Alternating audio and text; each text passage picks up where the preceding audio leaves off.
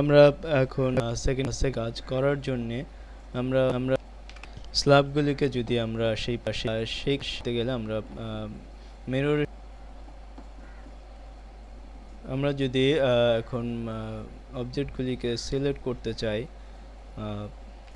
প্রথমে আমরা স্ল্যাবগুলিকে সিলেক্ট করে আমরা মিরর করে দিলেই সেই কাজটি আমরা করতে পারবো। আমরা স্ল্যাবগুলিকে সিলেক্ট করে নিয়েছি।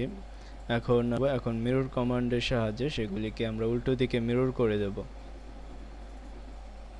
এখন আমরা ইউনিটসের মিড পয়েন্ট ধরে সেখান থেকে আমরা স্ল্যাবগুলিকে উল্টো দিকে মিরর করব।